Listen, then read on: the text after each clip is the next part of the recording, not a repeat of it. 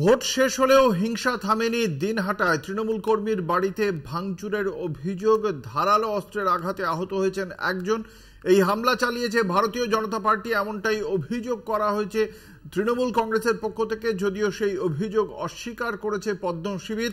আপনাদের জানিয়ে রাখি, কোচবিহারের নির্বাচন ছিল, প্রথম দফার নির্বাচনেই কোচবিহারের নির্বাচন ছিল এবং গতকাল সেই নির্বাচন শেষ হয়ে যাবার পরেই আমরা দেখেছিলাম ভারতীয় জনতা পার্টির পক্ষ থেকে নির্বাচন শেষ হওয়ার পর তাদের কর্মী সমর্থকরা বিভিন্ন জায়গায় বিজয় উল্লাস করছিলেন। তারা ভোটের ফল বেরোনোর আগেই জেতার বিষয়ে এতটাই আত্মবিশ্বাসী ছিলেন যে তারা আতশবাজি পোড়ানো থেকে আবির মেখে আনন্দোচ্ছ্বাস করতে থাকেন।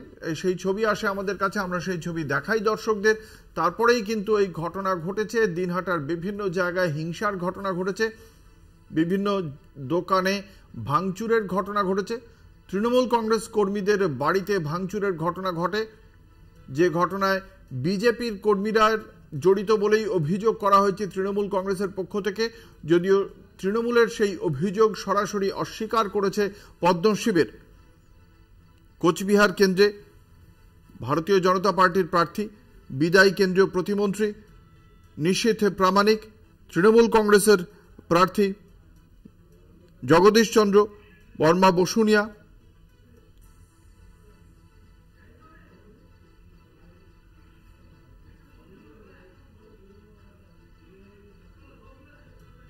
আমাদের সঙ্গে রয়েছেন আমাদের প্রতিনিধি রবিউল। রবিউল, ঠিক কোথায় কোথায় এই ঘটনা ঘটেছে এবং এখনো পর্যন্ত কি কি প্রশাসনিক পদক্ষেপ দেখতে পেয়েছো?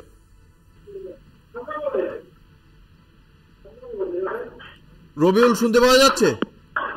দেখো অঙ্কুরদা, ভোট পর্ব কালকে মিটে গেলেও কিন্তু একেবারেই হিংসার থেকে কিন্তু রেহাই পায়নি দিনাটা। ভোট পরবর্তী হিংসায় একেবারেই গতকাল রাতে ভোট পর্ব মিটে যাওয়ার পর দিনাটার যে তৃণমূল কর্মী তার বাড়ি ভাঙচুরের অভিযোগ কিন্তু বিজেপির বিরুদ্ধে। তৃণমূলের অভিযোগ, শুক্রবার লোকসভার ভোট যখন শেষ হয়ে গিয়েছিল তারপরে রাত্রিবেলা অর্থাৎ দিনাটার বিনয়নগুলোকে কিষামত 10 গ্রাম এলাকার ওই তৃণমূল কর্মী সুকুমার মালি তার বাড়িতে কিন্তু হামলা চালায় বিজেপি আশ্রিত দুষ্কৃতীরা এবং একই সাথে বাড়িতে থাকা জিনিসপত্র ভাঙচুর করে। বাড়ি একেবারেই যেহেতু টিনের বেড়া দিয়ে বাড়ি ঘেরা, সেই টিনের বেড়ায় ভাঙচুর এবং অবাধে লুটপাট চালায় এবং একই সাথে বাড়িতে কিন্তু যারা ছিল তাদের উপরেও আক্রমণ চালায় এবং সেই ঘটনায় ইতিমধ্যেই নিবারণ মালি নামে একজন, তিনি কিন্তু আহত হয়ে দিনাটা মহকুমা হাসপাতালে ভর্তি হয়েছেন।